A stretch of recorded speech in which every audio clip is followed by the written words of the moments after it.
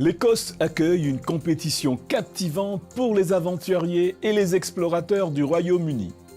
Le premier centre des médias adventistes inauguré au Vanuatu apporte un nouvel espoir aux îles du Pacifique. En Tanzanie, une formation équipe les missionnaires pour atteindre des zones difficiles. La bibliothèque virtuelle adventiste redémarre avec de nouvelles images et ressources pour les étudiants et les éducateurs.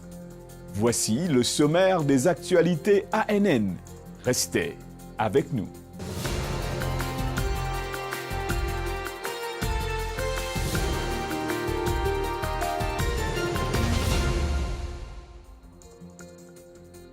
Des milliers d'aventuriers et d'explorateurs du Royaume-Uni se sont réunis à Aberdeen, en Écosse, pour les demi-finales captivantes d'une compétition biblique palpitante.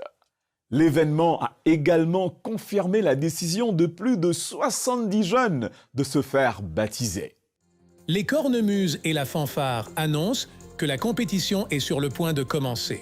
Plus de 2000 aventuriers et explorateurs se sont rassemblés pour la compétition tant attendue sur les connaissances bibliques, l'expérience de la Bible des aventuriers et des explorateurs, organisée par l'Église adventiste du septième jour dans la région britannique. Lorsque les résultats ont été annoncés, les aventuriers et les explorateurs ont vécu des moments de joie, de triomphe et de célébration. Sous la direction de l'Angleterre, 84 équipes ont remporté la première place. Maintenant, les gagnants se préparent pour la finale transeuropéenne à Rotterdam, aux Pays-Bas, plus tard ce mois-ci. Mais au-delà des victoires, le moment le plus émouvant était la décision publique de 73 jeunes qui ont fait le choix de consacrer leur vie à Jésus, s'engageant à étudier la Bible et à être baptisés. À San Fabian, une petite communauté située dans la région sud du Chili, une initiative de FE, la Fondation des entrepreneurs adventistes, soutient la construction d'une église en partenariat avec les membres et l'administration de l'église adventiste. L'action du groupe, connue sous le nom de Hands at Work, met en lumière l'engagement à proclamer le message du Christ et à impacter les communautés où il n'y a pas de présence adventiste. Cela fait 10 ans que nous nous réunissons en groupe dans nos maisons respectives. Eh bien, l'Évangile a touché le cœur de chacun d'entre nous ici, en tant que groupe, en tant que famille. Et nous avons vu la nécessité ici, à San Fabian, de tenter de partager la parole du Seigneur.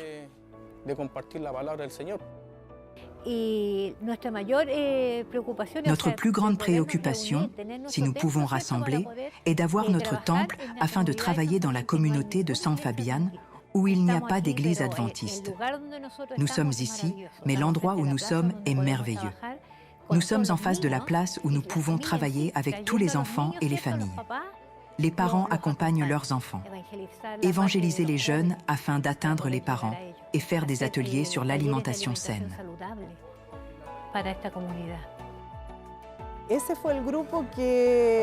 C'était le groupe qui a fait des efforts pour acheter l'association, le terrain, et pour être honnête, c'était assez difficile pour nous de construire. Mais grâce au Seigneur, les frères se sont engagés. Nous faisons une offrande pour la construction d'églises. Et grâce à cela, nous avons réussi à construire ceci. Essayez de faire les choses le mieux possible. Essayez d'accorder à ce projet le soutien qu'il mérite avec toute la foi en Dieu. Le but est d'amener plus de gens à l'Église. C'est le véritable objectif. C'est notre réalité.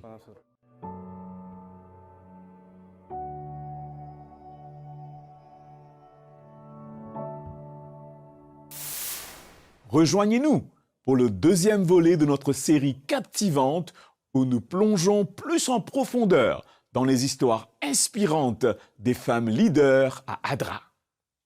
Ces femmes remarquables ont été à l'avant-garde de la promotion d'initiatives qui laissent une empreinte durable sur les communautés mondiales. Aujourd'hui, nous allons faire la connaissance de Judith, directrice d'Adra au Zimbabwe. Je m'appelle Judith Musvosvi et je suis directrice d'ADRA Zimbabwe. J'en suis à ma 10e année.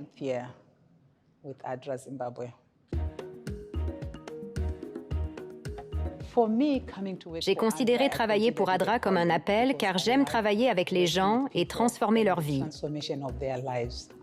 Pour moi, ADRA arrive en tête dans les organisations pour lesquelles travailler. Je me souviens de mon organisation précédente. Quand j'ai annoncé ma démission, ils ont envoyé le conseil d'administration pour discuter des options à me proposer pour que je reste. Ce n'était pas une question d'argent. Je me sentais appelée. Je me souviens très bien de l'une des expériences. Nous avons eu un cyclone dans notre pays, le premier du genre. ADRA Zimbabwe a été le premier à répondre parmi les responsables du gouvernement qui cartographiaient les routes pour le déplacement des véhicules. Lorsqu'ils ont vu notre équipe ADRA, il se trouve qu'elle était adventiste. Il a dit « ADRA, suivez-nous ». C'est pourquoi nous avons été les premiers intervenants. Les autres ONG qui sont ensuite venues n'y sont allées qu'avec très peu de personnes.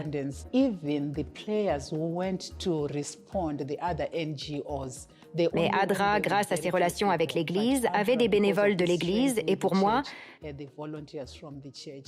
ça sera toujours une réponse exceptionnelle.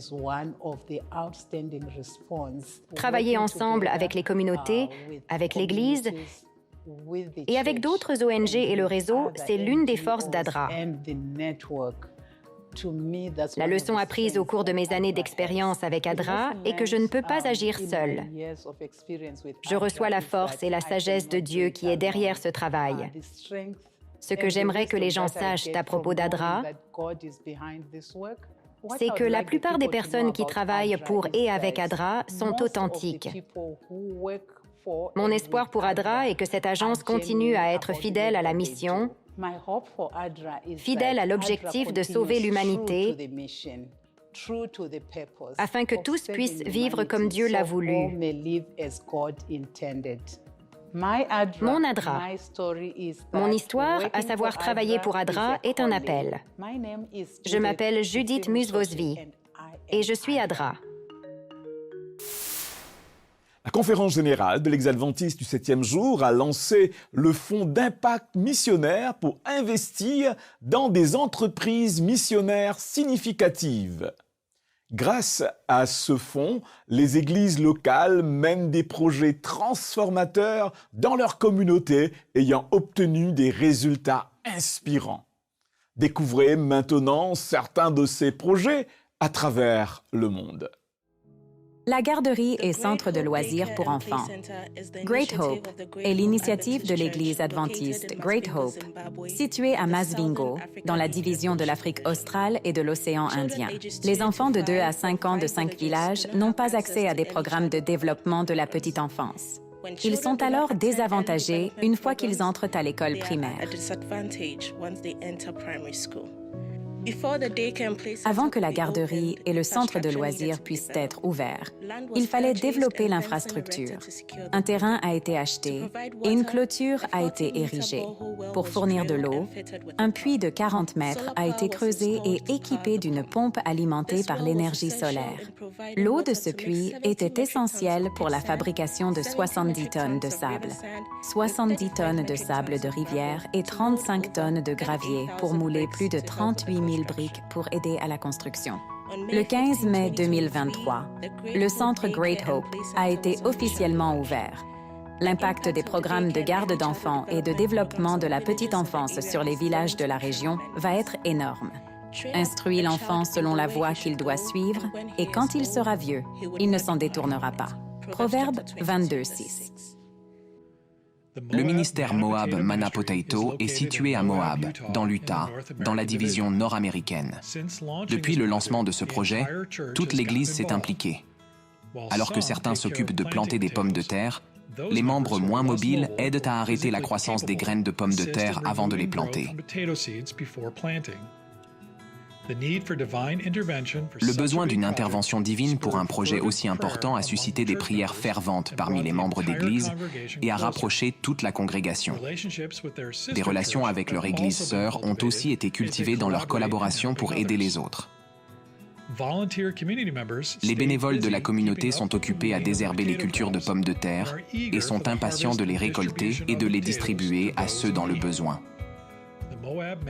Le projet Moab Manna Potato a été présenté dans un numéro d'une publication locale dans la section consacrée aux organismes à but non lucratif. Les pommes de terre sont une chose si simple, et pourtant l'impact est profond. Primeval est un projet unique dans notre programmation. Il s'agit d'une série de vidéos d'enquêtes médico-légales axées sur les histoires de la Bible. Cette série racontera des histoires bibliques à une génération de plus en plus désintéressée par la Bible. C'est une nouvelle approche du ministère numérique, utilisant le livre le plus ancien du monde. Savez-vous qu'il y avait une missionnaire adventiste en Afrique avant que l'Église n'envoie John N. Andrews en Europe? Ne ratez pas cet épisode de Mission 150 qui raconte l'enfance de la remarquable Hannah More. Un groupe de personnes s'était rassemblé autour des survivants de l'Amistad, un navire où des esclaves noirs se sont mutinés en 1838 au large de Cuba. Après avoir été emprisonnés à leur arrivée à New Haven, leur affaire fut portée devant la Cour suprême des États-Unis, qui les libéra. Par la suite, un groupe d'évangéliques les soutint dans leur retour en Afrique, devenant ainsi leur principal soutien moral et logistique dans cette quête pour la liberté et la justice. C'est l'histoire du célèbre film d'il y a environ 20 ans, qui s'arrête avec l'affaire de la Cour suprême. C'est donc là que l'histoire continue. L'histoire d'Hannah telle qu'elle l'a fournie est la seule histoire connue des survivants de l'Amistad à ce jour. En fait, une historienne proéminente de cette époque de l'Afrique de l'Ouest se lamente, et j'ai lu son travail, que nous ne savons rien des survivants de l'Amistad après leur retour en Afrique. En réalité, ce n'est pas vrai. Elle ne savait pas qu'il y avait de nombreuses lettres d'Hannah sur ses expériences avec eux, de manière fascinante, alors qu'elle vit avec eux et entend leur histoire. Elle raconte à nouveau l'histoire de la mutinerie de l'Amistad, telle qu'ils l'ont racontée en Afrique. Les détails sont significativement différents des versions sorties dans la presse américaine, qui étaient principalement négatives envers ce groupe d'esclaves mutins. Elle raconte l'histoire telle qu'ils la racontent. Elle apprend leur langue, elle assiste à un mariage. L'un d'eux se lève et raconte l'histoire. Elle enregistre le tout dans une très longue lettre fascinante. Elle commence à faire quelque chose avec quoi chaque personne en mission doit finalement lutter, afin de s'identifier avec ceux qu'elle est allée servir. L'Église adventiste du 7e jour, au Vanuatu, une nation insulaire située au sud de l'océan Pacifique, a inauguré le premier centre média introduisant ainsi la radio adventiste Vanuatu 107.5 et Hope Channel TV. Le pasteur Charlie Jimmy, président de la communauté adventiste locale, a parlé de ce lancement comme d'un pas en avant dans la propagation de l'espoir et de la foi à travers les îles. Le nouveau centre des médias adventistes devrait être une ressource clé pour répondre aux besoins de la communauté en proposant une gamme de programmes axés sur la croissance spirituelle et la sensibilisation à la santé. Le pasteur Vyacheslav Demian, président de Hope Channel International, a accueilli le Vanuatu dans le réseau mondial, soutenant l'identité culturelle unique et l'impact positif que les médias peuvent avoir sur la société. Dans la région interaméricaine, l'Église adventiste du 7e jour a lancé la nouvelle bibliothèque virtuelle adventiste pour des centaines d'écoles et d'universités dans tout le système éducatif. L'événement, qui s'est tenu à l'Université adventiste d'Amérique centrale à Alajuela, au Costa Rica, s'est déroulé lors d'une cérémonie en ligne en direct. Étudiants, Enseignants, éducateurs, dirigeants religieux et administrateurs se sont réunis pour découvrir la nouvelle interface, la marque et les ressources disponibles. Nous sommes très heureux car nous annonçons à tous ceux qui font partie du système éducatif adventiste en Interamérique la nouvelle identité de notre bibliothèque adventiste virtuelle de la division interaméricaine. Nous avons travaillé dur pour donner un coup de neuf à notre bibliothèque en la rendant plus conviviale, académique et surtout attrayante et facile à utiliser. Nous remplissons la mission de la bibliothèque adventiste virtuelle avec excellence, en fournissant un accès direct à toutes les ressources validées de manière structurée afin que les étudiants et enseignants puissent le lier à l'éducation académique et en tirer le meilleur parti, avec beaucoup de reconnaissance envers Dieu, car avec lui tout est possible.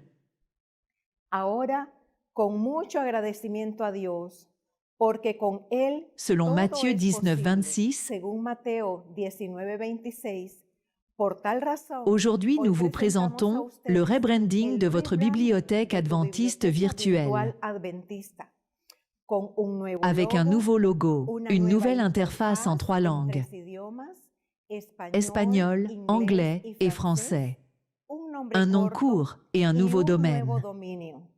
À la confluence du savoir traditionnel et de la frontière numérique, la nouvelle marque de la bibliothèque virtuelle adventiste, BIVA, est née, symbole d'évolution et d'accessibilité à l'ère de l'information. Cette vidéo révèle le processus méticuleux de création d'une marque qui symbolise une marque de sagesse, mais aussi un pont vers l'avenir éducatif mondialisé.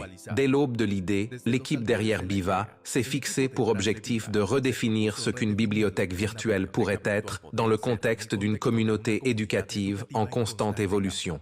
Dans la recherche d'un symbole qui encapsulait l'essence de BIVA, des concepts intemporels ont fusionné avec l'innovation technologique. Le résultat a été un logo distinctif qui combine l'icône universelle du livre, représentant la connaissance et l'apprentissage, avec le symbole Wi-Fi qui évoque la connectivité, l'accessibilité et la modernité. Le choix de la typographie n'était pas moins délibéré. En optant pour une police arrondie, l'équipe a cherché à projeter une image moderne et accessible qui parlait de la gentillesse et de la proximité de BIVA, tout en assurant une lisibilité optimale sur divers appareils numériques. Cette décision reflète l'engagement de BIVA à créer un environnement d'apprentissage inclusif et adaptable pour les besoins d'un public mondial. Le processus créatif a été enrichi par la participation de la communauté éducative, rassemblant les contributions des étudiants, des éducateurs et des bibliothécaires, garantissant que la marque résonnait avec les expériences et les attentes de ses utilisateurs finaux. Cette vidéo célèbre le parcours de BIVA, de la conception de sa nouvelle identité à sa mise en œuvre, mettant en lumière comment, grâce à la collaboration et à la vision, une bibliothèque virtuelle peut devenir un phare de connaissances et de connectivité au XXIe siècle. Pour accéder à la bibliothèque virtuelle adventiste, visitez biva.interamerica.org. Eden Valley Foster Care, situé en Tanzanie, a lancé un nouveau programme pour former des missionnaires afin de propager le message du royaume de Dieu. L'école de mission médicale, affiliée à OCI Outpost Centers International, une ONG dédiée à l'établissement d'un réseau mondial de ministères laïques. Steve Dickman nous en dit plus. Bonjour, je m'appelle Steve Dickman, président de Outpost Centers International ou OCI. Je suis ici au Kenya pour Outpost Centers International. Nous y organisons une convention OCI. Nadesh, vous dirigez une opération en Tanzanie. Vous êtes un membre OCI d'une école là-bas et nous l'appelons le Eden Valley Foster Care. Mais vous avez également lancé un nouveau programme pour former des missionnaires afin qu'ils atteignent certaines zones presque inexplorées. Comment fonctionne ce programme? Décrivez-nous ce programme de formation missionnaire. C'est en fait un cours missionnaire médical, mais nous ne voulions pas l'appeler mission médicale à cause de la stigmatisation. Ça arrive parfois. Je suis médecin, j'ai été formé, mais nous ne sommes pas des médecins, nous sommes des missionnaires médicaux. Nous avons demandé au Seigneur comment l'appeler, et il a dit « Appelez-le ministère de la bienveillance ». Ministère de la bienveillance? Oui. D'accord, c'est un nom assez imposant. C'est un grand nom. Nous l'avons donc raccourci en MIBI. En fait, toute la philosophie de la formation passe par cet acronyme MIBI. Cela signifie que je dois être. Dieu me forme pour être la personne qu'il veut que je sois afin qu'il puisse me donner le pouvoir de faire les choses qu'il veut faire à travers moi. Quelle formation reçoivent ces missionnaires? Nous avons la Bible, la santé, les soins dans le service, toutes nos doctrines et le sanctuaire, l'Apocalypse et ainsi de suite, la justice par la foi et la santé, l'hydrothérapie, la physiologie, l'anatomie, le massage, etc. Juste un cours missionnaire médical typique. Mais ils apprennent aussi la menuiserie, la couture, la fabrication de briques, l'apiculture, le jardinage biologique, les cosmétiques, donc des compétences manuelles qui leur seront utiles en mission. Je veux que 5 de ces missionnaires viennent à moi et m'aident. Donne-moi juste 5. Gloire à Dieu! Nous n'avons pas 5 aujourd'hui, mais nous en avons un. Ray, tu viens de terminer cette formation de missionnaire médical, la formation MIBI, à cette école en Tanzanie. Comment ça a impacté ta vie? Pour moi, c'est vraiment incroyable d'être à Eden Valley. J'ai vu un grand changement dans ma vie. Avant, ma relation avec Dieu n'était pas très bonne. Mais quand j'y suis arrivé, pour la première fois, je crois, Dieu me parlait. J'étais le seul Éthiopien là-bas et j'ai réalisé que Dieu était maintenant mon seul ami. Ce que je pouvais faire, c'était me tourner vers lui et lui demander de me guider pendant la formation missionnaire. Je ressens l'appel que Dieu veut que j'aille en Éthiopie. Là-bas, la plupart des endroits ne sont pas atteints, non seulement dans ma région, mais aussi certaines parties de l'Éthiopie qui n'ont pas idée du message des 3 anges. Donc, mon plan est ce que j'ai vu là-bas à Eden Valley. Je sens que Dieu m'appelle, que je pourrais aller et diriger une école semblable à celle qui se trouve à Eden Valley. Je suis très enthousiaste de la manière dont Dieu dirige cela. Nous avons commencé au niveau local, ensuite nous avons reçu des étudiants de toute la Tanzanie et maintenant le Seigneur envoie des étudiants de Zambie, du Malawi, d'Éthiopie. L'Éthiopie est si loin de nous. Ils ont tous le désir de reproduire l'école. Et c'est notre rêve. Notre rêve est de voir des écoles similaires partout en Afrique, afin que nous puissions proclamer le message du 4e ange. Beaucoup ignorent les messages que Dieu nous a confiés. Nous voulons voir un peuple prêt à rencontrer son Seigneur à travers des écoles similaires dans toute l'Afrique. Au Kenya, Miburo soupirait après une véritable expérience spirituelle. Il décida de commencer sa propre église, mais il ne se doutait pas que tout allait changer lorsqu'il commença à regarder la série Espoir pour l'Afrique, parrainée par Hope Channel. Miburo Balthazar ne se doutait pas que sa vie allait changer lorsqu'il a reçu une invitation à regarder la série Hope for Africa, parrainée par Hope Channel. Récemment, Hope Channel a parrainé cette campagne d'évangélisation au Kenya. Des centaines de milliers de personnes ont vu leur vie transformée et ont été baptisées grâce à la puissante parole de Dieu. Présentée dans environ 10 000 centres en Afrique centrale orientale, diffusée sur les plateformes Hope Channel et partagée en ligne. Miburo, fondateur et responsable d'une église chrétienne dans le pays voisin, le Burundi, a été invité à assister à cette campagne sur l'un des sites de connexion par satellite. En 2011, Miburo s'est lancé dans une quête spirituelle de la vérité biblique. Frustré de ne pas trouver d'église qui réponde pleinement à son aspiration de spiritualité authentique, il a créé sa propre église.